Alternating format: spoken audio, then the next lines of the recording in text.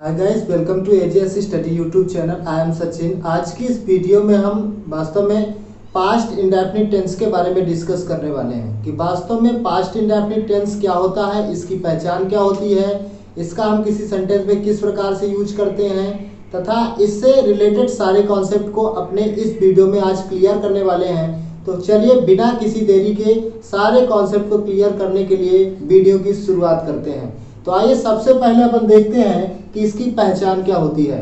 तो इसकी पहचान हिंदी के वर्ड में अगर मैं कहूँ तो इसकी पहचान होती है जिस वाक्य के अंत में या ये ता था ती थी ते थे इत्यादि शब्द आवे तथा कार्य के भूतकाल में होने का बोध हो, वहां पास्ट इंडेफिनिट टेंस समझना चाहिए। कहने का तात्पर्य है कि हिंदी के सेंटेंस में, हिंदी के वाक्यों के अगर लास्ट में या आए, ही आए, ये, ता था, ती थी, ते थे, ये शब्द आते हैं तथा कार्य अगर भूतकाल में है तो ऐसे सेंटेंस को हमें समझना चाहिए कि वहां पास्ट इंडेफिनिट टेंस होता है। लेकिन बात करूं अगर हिंदी और इंग्लिश में, तो देखिए क्या है, हिंदी में तो हमें लगभग कुछ समय के लिए पता चल जाएगा कि इसमें ता है, ती है, ते थे, ये शब्द आ रहे हैं तो यह पास्ट इंडेफिनिट टेंस है। लेकिन कभी कभी ऐसा भी होता है जब ये शब्द जो भी सेंटेंस है हमारा उसके लास्ट में ना आके इस प्रकार के सेंटेंस आते हैं जिनमें ता था ती थी होता ही नहीं है, तो ऐसे टेंस को हम कैसे पहचानेंगे। तो बेसिकली मैं इसी पर बात करने जा रहा हूं कि अगर मान लीजिए सपोज ता था ती थी के स्थान पर कुछ और दिया हो तो क्या वह पास्ट नहीं होता है। तो इसका आंसर सिंपल सा है कि होता है, ऐसा होता है। क्योंकि देखिए पास्ट तो पास्ट होता है, जो भी हम हमारा कार्य प्रेजेंट से पहले, यानी देखिए जो हमारा चल रहा हुआ है तो प्रेजेंट है, लेकिन इसके पहले जो कार्य हमारा समाप्त हो गया है वह हमारा पास्ट है और आने वाला समय जो है वह हमारा फ्यूचर है। तो इसमें जरूरी नहीं है कि जब ता था, ती थी, ते थे यही शब्द आए तभी हमारा पास्ट टेंस होता है। तो इसीलिए आइए हम थोड़ा सा समझने का प्रयास करते हैं, थोड़ा सा इंग्लिश में समझने का प्रयास करते हैं कि वास्तव में पास्ट इंडेफिनिट टेंस क्या होता है तथा हम इसको कैसे पहचान करेंगे। मैं आपसे यही गुजारिश करूंगा कि आप ज्यादा हिंदी में ध्यान और इन ता था, ती थी, ते थे को ज्यादा रीड ना करें। मैं ऐसा मना भी नहीं कर रहा हूं कि आप ये पहचान भूल जाएं, क्योंकि जब आदमी को पता नहीं होता है तो ऐसा लगता है कि हमें कहीं से पता चल जाए कि यह सेंटेंस किस टेंस का है। तो इसलिए आपको इसे भी याद रखना है और जो मैं एक नेक्स्ट पहचान इंग्लिश की दे रहा हूं उसे भी याद करना है। तो चलिए देखते हैं कि इंग्लिश में हम किस प्रकार से पहचानेंगे कि आखिर वास्तव में पास्ट इंडेफिनिट टेंस क्या होता है। चलिए पास्ट इंडेफिनिट टेंस की इंग्लिश में पहचान देखते हैं कि पास्ट इंडेफिनिट टेंस को हम अंग्रेजी में कैसे पहचानेंगे। तो मैं यही कहना चाहूंगा कि आप इसी पहचान को मान के चलें, इसी को मैं हिंदी में भी बता दे रहा हूं कि पास्ट इंडेफिनिट टेंस की वास्तव में पहचान क्या होती है। अगर यह चीज आपको किसी सेंटेंस में देखने को मिलती है तो डेफिनेटली वह सेंटेंस जो होगा हमारा पास्ट इंडेफिनिट या सिंपल पास्ट में होगा। तो अगर ये पहचान आपको पता हो जाएगी तो आपको इसे रटने की आवश्यकता नहीं पड़ेगी, ना ही बार बार किसी सेंटेंस में इन वर्ड को देखने की आवश्यकता पड़ेगी। तो मैं यही आपसे गुजारिश करूंगा कि मेनली आप इसी पहचान पर ध्यान दें और अगर आपने इसे समझ लिया तो आपको किसी भी सेंटेंस में दिक्कत नहीं होने वाली है। आप बखूबी आप तुरंत सेंटेंस देखने के साथ आपको पता चल जाएगा कि यह वास्तव में पास्ट इंडेफिनिट टेंस है या फिर कोई अन्य टेंस है। तो चलिए देखते हैं कि इंग्लिश में इसकी हम कैसे पहचान करेंगे। तो ध्यान दीजिएगा, the past indefinite tense is used to denote an action that was finished some time in the past. कहने का मतलब यह है कि जब हमारा कोई भी कार्य पास्ट में कंप्लीट हो जाए, पास्ट में कंप्लीट हो जाए तो वास्तव में वही पास्ट इंडेफिनिट टेंस होता है। यानी जो वर्क हमारे, जो एक्शन हमारे पास्ट में कंप्लीट हो जाए, पास्ट का मतलब भूतकाल में कंप्लीट हो जाए, तो उन्हें ही हम पास्ट इंडेफिनिट टेंस में कहते हैं। इसके अलावा इसकी एक विशेष पहचान यह होती है कि some time past denoting adverbs in given and some time not given. ऐसा कहने का मतलब यह है कि कुछ ऐसी चीजें होती हैं, कुछ ऐसे एडवर्ब्स होते हैं जो कि सेंटेंस में पहले से दिए रहते हैं। कुछ समय ऐसा आता है कि उसमें एडवर्ब दिए रहते हैं सेंटेंस में, और कुछ ऐसा भी आता है जब सेंटेंस में ऐसे एडवर्ब नहीं दिए होते हैं। तो अगर एडवर्ब दिया है तो सेंटेंस पहचानना तो बहुत आसान हो जाता है। और वो एडवर्ब कैसे दिए रहेंगे, जैसे एडवर्ब के रूप में आपको देखने को मिलेगा लास्ट नाइट, लास्ट डे, एगो, एस्टरडे। अगर इस प्रकार के शब्द आपके सेंटेंस में लगे हुए हैं तो आप तुरंत पहचान लेंगे कि पास्ट इंडेफिनिट टेंस या सिंपल पास्ट टेंस क्या है। अगर वास्तव में ये शब्द लगे हैं तो आप तुरंत ही पहचान जाएंगे, अगर नहीं लगे हैं तो आप अनुमान लगाएंगे कि इसका सेंस क्या कह रहा है। अगर सेंस कह रहा है कि जो वर्क और एक्शन है वो पास्ट में कंप्लीट हो चुका है तो वास्तव में वही पास्ट इंडेफिनिट टेंस होगा। आई होप अभी आपने ये समझ लिया, हिंदी में भी समझ लिया और इंग्लिश में भी समझ लिया होगा कि वास्तव में जो पास्ट इंडेफिनिट टेंस होता है उसकी रियल में पहचान क्या होती है, उसको हम कैसे पहचानेंगे कि यह पास्ट इंडेफिनिट टेंस है। चलिए अब हम देखते हैं इसके कुछ स्ट्रक्चर्स देखते हैं, इसके मेन वर्ब्स देखते हैं, हेल्पिंग वर्ब्स देखते हैं और देखने का प्रयास करते हैं कि इसके हम एग्जांपल्स किस प्रकार से करेंगे। सबसे पहले अगर मैं बात करूं इसके हेल्पिंग वर्ब्स की तो इसकी हेल्पिंग वर्ब होती है डिड, यानी कोई भी जब हम निगेटिव और इंट्रोगेटिव सेंटेंस बनाएंगे तो उसके साथ हम डिड हेल्पिंग वर्ब का यूज करेंगे। वास्तव में डिड जो हेल्पिंग वर्ब है वह निगेटिव और इंट्रोगेटिव सेंटेंस के साथ में यूज की जाती है।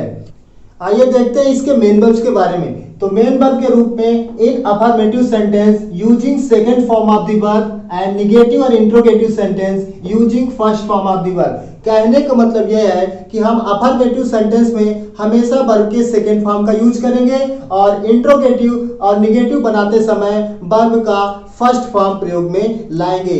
आइए इसका स्ट्रक्चर समझने का प्रयास करते हैं, लेकिन उससे पहले स्ट्रक्चर से पहले हम इसके बनाने का नियम समझ लेते हैं कि बनाने का वास्तव में इसका रोल क्या होता है और किस प्रकार से हम अफर्मेटिव सेंटेंस बनाएंगे और किस प्रकार से निगेटिव और इंट्रोगेटिव सेंटेंस बनाएंगे। तो आइए सबसे पहले हम बनाने का नियम देख लेते हैं। चलिए देखते हैं बनाने का नियम क्या होता है। तो सबसे पहले हम देखते हैं अफर्मेटिव सेंटेंस बनाने का नियम। तो in affirmative sentence using main verb second form, यानी कहने का मतलब यह है कि जब कभी भी हम अफर्मेटिव सेंटेंस बनाएंगे तो वर्ब का सेकंड फॉर्म प्रयोग में लाएंगे। आइए देखते हैं निगेटिव में हम क्या करेंगे। तो in negative sentences using did helping verb and after helping verb using not and using main verb first form. कहने का मतलब यह है कि हम जब निगेटिव सेंटेंस बनाएंगे तो हेल्पिंग वर्ब के रूप में डिड हेल्पिंग वर्ब का यूज करेंगे। हेल्पिंग वर्ब का मतलब होता है सहायक क्रिया। डिड सहायक क्रिया का यूज करेंगे और उसके बाद नॉट का यूज करेंगे तथा नॉट के बाद मुख्य क्रिया का फर्स्ट फॉर्म प्रयोग में लाएंगे। इसी प्रकार इंट्रोगेटिव सेंटेंस के देखते हैं। In interrogative sentences using did helping verbs before the subject and main verb first form. कहने का मतलब यह है कि जब हम इंट्रोगेटिव सेंटेंस बनाएंगे तो डिड हेल्पिंग वर्ब का यूज सब्जेक्ट के पहले करेंगे तथा उसके बाद जो है तो मेन वर्ब का फर्स्ट फॉर्म प्रयोग में लाएंगे। आइए अब हम स्ट्रक्चर के माध्यम से समझने का प्रयास करते हैं कि वास्तव में हम किसी भी सेंटेंस का ट्रांसलेशन किस प्रकार से अफर्मेटिव, निगेटिव और इंट्रोगेटिव सेंटेंस के साथ बनाएंगे। चलिए देखते हैं अफर्मेटिव सेंटेंस का स्ट्रक्चर क्या होता है। तो देखिए जब हम कभी भी अफर्मेटिव सेंटेंस बनाएंगे तो सबसे पहले सब्जेक्ट, उसके बाद मेन वर्ब का सेकंड फॉर्म, उसके बाद ऑब्जेक्ट और अदर वर्ड का लास्ट में यूज करेंगे। चलिए एग्जांपल से समझने का प्रयास करते हैं कि हम किस प्रकार से अफर्मेटिव सेंटेंस बनाएंगे। तो यहाँ पे एक एग्जाम्पल दिया हुआ है, बढ़ई ने एक कुर्सी बनाई। तो सबसे पहले हम बढ़ई, यहाँ पे सब्जेक्ट है तो इसका बनाएंगे। तो बढ़ई होता है कारपेंटर, तो हम लिखेंगे द कारपेंटर। अब बनाना होता है, बनाने का मतलब होता है, बनाने को अपन इंग्लिश में कहते हैं मेक। अब मेक होता है फर्स्ट फॉर्म, लेकिन हमें यहाँ यूज करना है मेन वर्ब का सेकंड फॉर्म। तो मेक का सेकंड फॉर्म होता है मेड, तो यहाँ पे हो जाएगा मेड। अब लास्ट में है ऑब्जेक्ट, ऑब्जेक्ट है यहाँ पे एक कुर्सी, तो इसका होगा the carpenter made a chair. तो इस प्रकार से हम सेंटेंस को बनाएंगे। चलिए एक और एग्जांपल करके देखते हैं। जैसे यहाँ पे है मैंने अपने भाई की सहायता की, तो इसका बनेगा मैंने होता है आई मीन्स, ठीक है। अब इसके बाद क्या की, सहायता, सहायता होता है हेल्प, लेकिन हेल्प का सेकेंड फॉर्म होता है हेल्प्ड, तो इसके साथ हम यूज करेंगे हेल्प्ड। अब अपने भाई का होता है, अपना होता है माई मीन्स माई, और भाई होता है ब्रदर मीन। तो इस प्रकार से इसका ट्रांसलेशन बनेगा आई हेल्प माई ब्रदर। आइए अब देखते हैं एक और एग्जांपल। हमने अपना पाठ याद किया।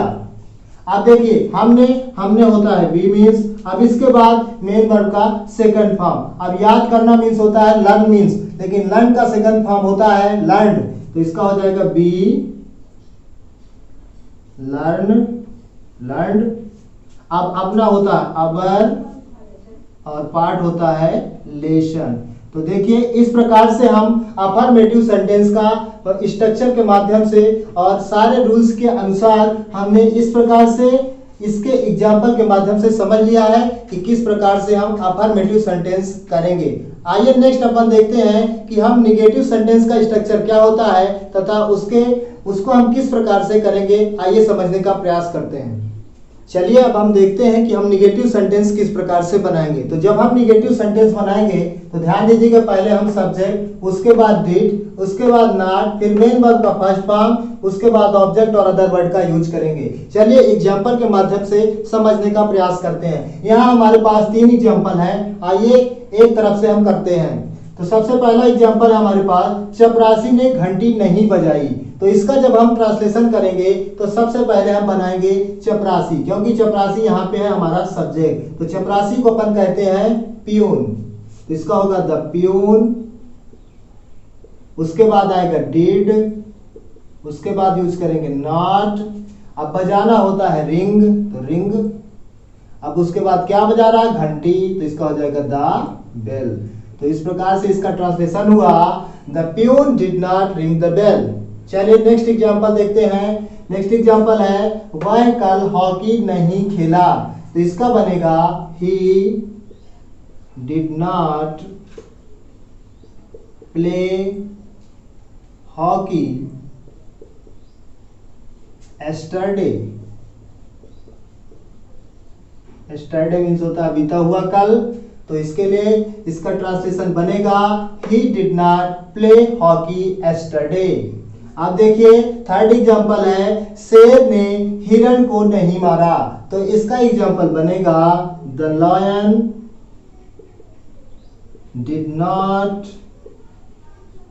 अब देखिए मेन वर्ब का फर्स्ट फॉर्म यूज करना है, मारा होता है किल, मारना होता है किल मीन्स, तो kill the deer. Deer means होता है हिरण, मतलब शेर ने हिरण को नहीं मारा। इसका होगा the lion did not kill the deer. इस प्रकार से हमने निगेटिव सेंटेंस को समझ लिया है स्ट्रक्चर के माध्यम से और इसके एग्जांपल के माध्यम से। आइए अब अपन देखते हैं इंट्रोगेटिव सेंटेंस को हम किस प्रकार से करेंगे। आइए उसके स्ट्रक्चर के माध्यम से तथा उसके एग्जांपल के माध्यम से समझने का प्रयास करते हैं। आइए अब हम देखते हैं कि जब हम इंट्रोगेटिव सेंटेंस करेंगे, इंट्रोगेटिव सेंटेंस बनाएंगे तो किस प्रकार से हम स्ट्रक्चर का यूज करेंगे और स्ट्रक्चर में रखकर और उसका ट्रांसलेशन किस प्रकार करेंगे। चलिए देखते हैं। तो जब हम इंट्रोगेटिव सेंटेंस बनाएंगे तो ध्यान दीजिएगा, सबसे पहले हम हेल्पिंग वर्ब, और हेल्पिंग वर्ब हमारी पास्ट इंडेफिनिट टेंस की होती है डिड, तो उसका यूज करेंगे। उसके बाद सब्जेक्ट, फिर मेन वर्ब का फर्स्ट फॉर्म तथा ऑब्जेक्ट, उसके बाद अदर वर्ड और लास्ट में क्वेश्चन मार्क्स लगाएंगे। तो चलिए एग्जांपल्स के माध्यम से करते हैं और समझने का प्रयास करते हैं। यहाँ पे हमारे पास 3 एग्जांपल हैं। सबसे पहले मैं पहला एग्जांपल करके देखता हूँ। यहाँ पे पहला एग्जांपल है, क्या राम ने रावण को मारा। अब देखिए हमें यहाँ पे सब्जेक्ट की तलाश करनी है, तो सब्जेक्ट सबसे पहले हमें मिल गया यहाँ पे राम। अब हमने कहा था कि सब्जेक्ट से पहले डिड का यूज करना है, तो हम सबसे पहले लगाएंगे डिड। उसके बाद सब्जेक्ट है राम, अब फिर मेन वर्ब का फर्स्ट फॉर्म। अब यहाँ पे है मारा, मारना होता है किल मीन्स। अब यहाँ पे किल, अब यहाँ पे मेन वर्ब का फर्स्ट फॉर्म ही यूज करना है, तो यहाँ पे हो जाएगा किल। अब यहाँ पे रावण होता है, रावण तो रावण है, तो रावण। तो इसका ट्रांसलेशन होगा डिड राम किल रावण। अब यहाँ पे सेकेंड एग्जांपल है, क्या तुम स्कूल गए थे। तो चलिए इसका बनाते हैं। तो यहाँ पे तुम होता है यू मीन्स, लेकिन इसके पहले हमें यूज करना है डिड, फिर यू। अब मेन वर्ब का फर्स्ट फॉर्म, तो जाना होता है गो, टू। अब उसके बाद ऑब्जेक्ट है हमारा स्कूल, तो इसका ट्रांसलेशन बना did you go to school. और इन सभी के लास्ट में क्वेश्चन मार्क्स लगाना बिल्कुल मत भूलिएगा। अब थर्ड एग्जांपल है, क्या श्याम बाजार गया था। तो चलिए इसका बना के देखते हैं। तो इसका बनेगा डिड श्याम। आप अब बनाएंगे जाने का। गया वर्ब का सेकंड फॉर्म होता है, लेकिन हमें मेन वर्ब का फर्स्ट फॉर्म यूज करना है, इसलिए यहाँ पे जाने का हम बनाएंगे गो टू मार्केट।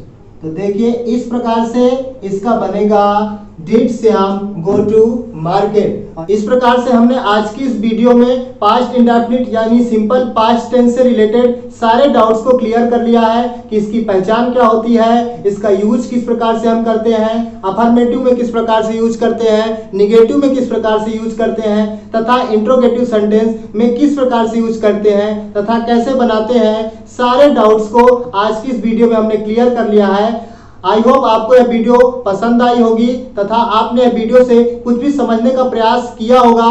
और अगर आपको यह वीडियो पसंद आई है तो कृपया वीडियो को लाइक करें तथा अपने दोस्तों के साथ शेयर करें, जिससे वो भी पास्ट इंडेफिनिट से रिलेटेड सारे कॉन्सेप्ट को अपने क्लियर कर सकें। और हमारे चैनल एजेएस स्टडी को सब्सक्राइब करें।